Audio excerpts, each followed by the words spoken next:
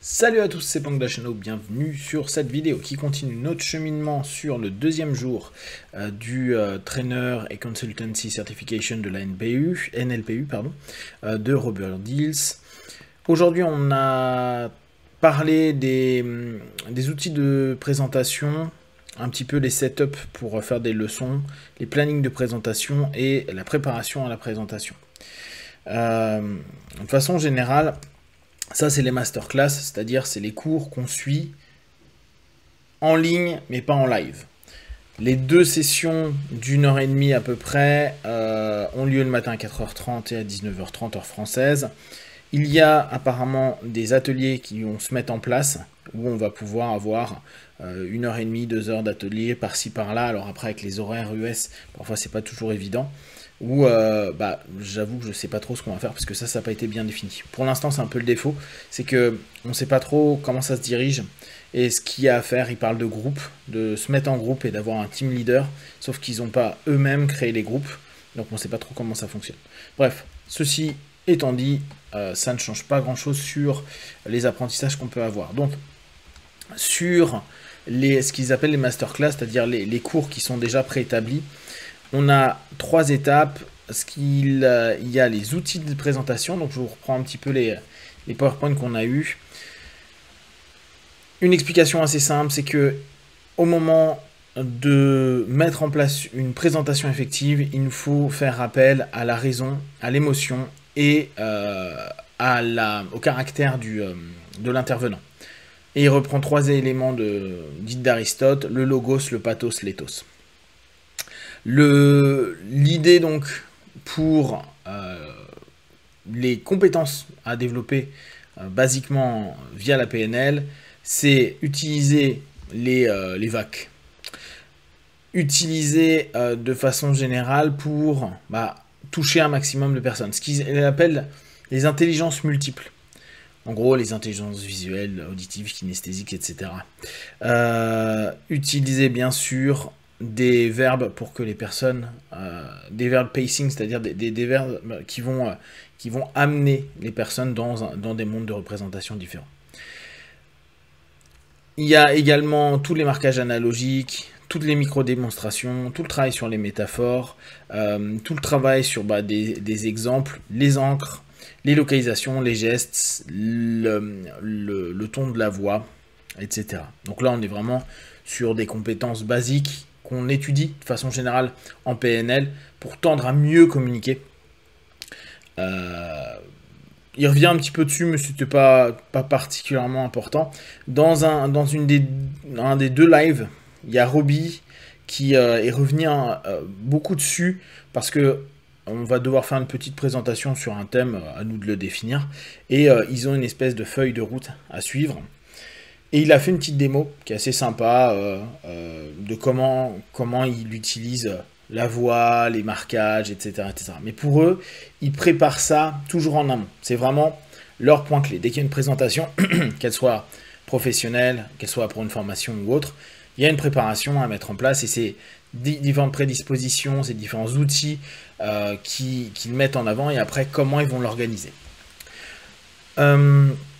Un des points importants dans les outils de relation pour les traîneurs, c'est développer une notion de seconde position avec son audience, donc pas être centré sur soi, mais centré sur, bien sûr, l'interaction avec le milieu dans lequel on est, bien sûr, donc avec le pace and lead, et répondre le mieux possible avec une intention positive, faire des recadrages, des reformulations, du paraphrase.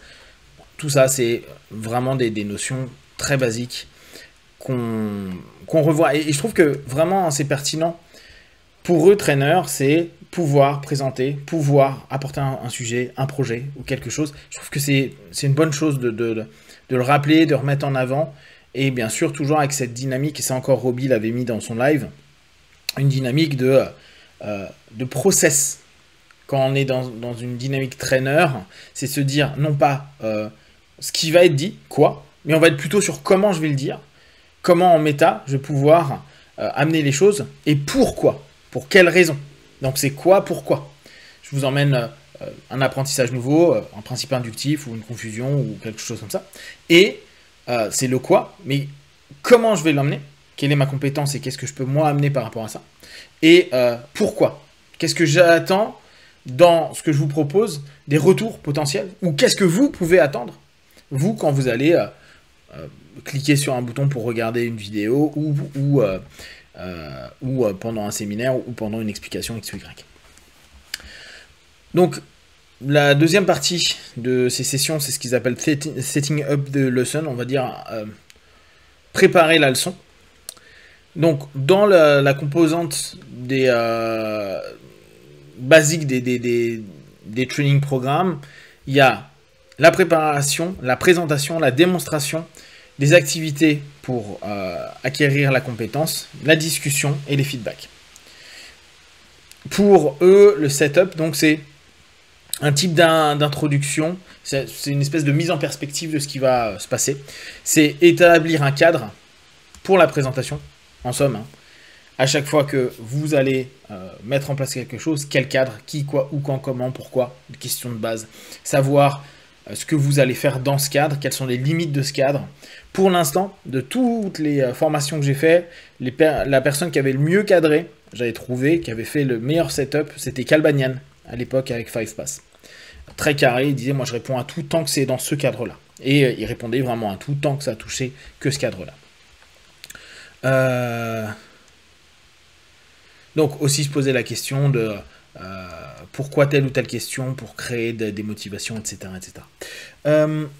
Bon, après, c'est des petites questions, donc ça, c'est pas forcément intéressant, mais bon, je vous en prends au hasard. Quel va être le bénéfice général de ce qui va être proposé, pourquoi c'est important. En gros, c'est vraiment se mettre en condition, et on revient dans le coaching state, dans le coach state dont je vous parlais hier, cet état d'esprit dans lequel on va être constamment en train de s'interroger, se mettre en méta, s'observer et s'interroger aussi en deuxième position, voire même en troisième position, à se dire, ok, donc il y a moi, il y a le groupe, comment je veux cette interaction, comment ce que je propose peut les aider et comment je vais pouvoir, si on reprend une logique qui nous a été proposée, faire émerger au travers d'un rapport de créativité, de la compétence, de la connaissance, de la compréhension sur différentes choses. Ça, c'était donc le deuxième point, la deuxième masterclass. La troisième masterclass, c'est planifier les présentations. Donc, on revient, et ça c'est intéressant, ils leur mettent souvent ce slide. Le cycle du trainer, c'est planifier, préparer, faire, évaluer, organiser, réarranger le cas échéant. Alors voilà un petit peu la manière dont Robert, lui, l'a mis en avant ce matin. Donc ce matin, le deuxième live pour cette session-là. La notion dont lui, il bosse les présentations et toutes les présentations qu'il fait, et même les masterclass.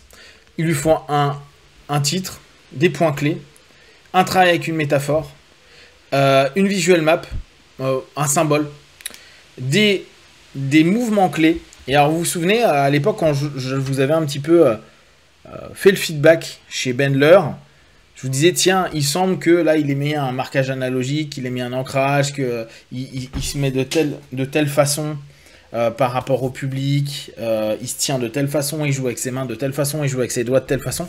Et bah, c'est vraiment ça. Hein, ce qu'il expliquait, il dit, il y a vraiment des gestes qu'on prévoit à l'avance pour appuyer quelque chose. Et tout ça, c'est prévu. C'est-à-dire c'est volontaire pour emmener les auditeurs ou les apprenants dans une direction qui leur est propre. Après, une cartographie un petit peu des localisations spatiales dans lesquelles on va se trouver. Et ça, on peut le voir beaucoup quand les gars font des TEDx et les TED ou TEDx qui les ont bien préparés, des présentations. Ils bougent pas de façon anodine. C'est pas je tourne en rond. C'est souvent ils savent où ils vont aller et pourquoi. Et après, ce qu'il appelle les micro-démonstrations.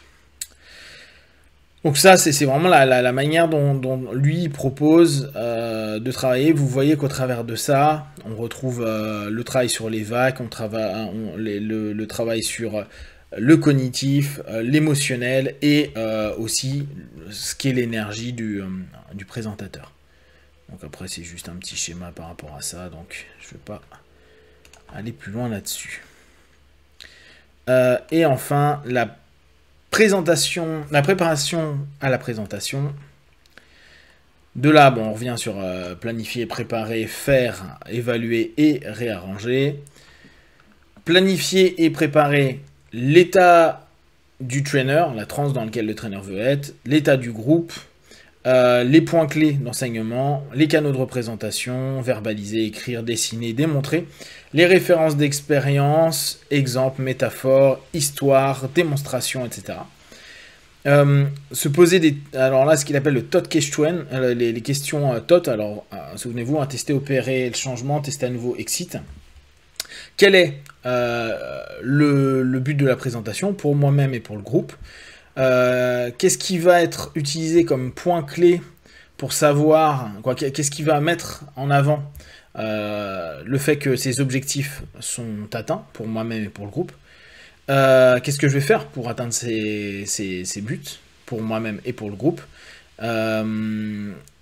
Quels sont les problèmes potentiels que je peux rencontrer pendant cette présentation et comment je vais y faire face pour moi-même, pour le groupe? Voilà. Et après, il finit avec ce qu'il appelle un Guardian Angel checklist, différents éléments qui voit avec quelqu'un d'autre qui peut être quelqu'un qui l'aide pendant les présentations. Et où donc ça c'est un élément en plus qui vous dit vraiment à ce moment là on peut être aidé par quelqu'un qu'on a plus ou moins prévenu sur certains ancrages ou certains éléments, et sinon c'est toujours bien de checker, est-ce que j'ai les bonnes ressources, est-ce que j'ai identifié des exemples passés dans lesquels j'ai été dans le même état, est-ce que j'ai des bons ancrages par rapport à telle ou telle chose, ou sinon il faut que je les prépare.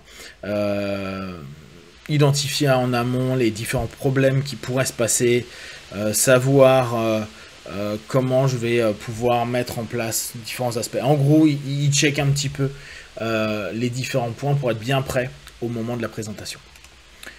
Donc, on est vraiment sur des compétences qui sont simples, faciles à mettre en place.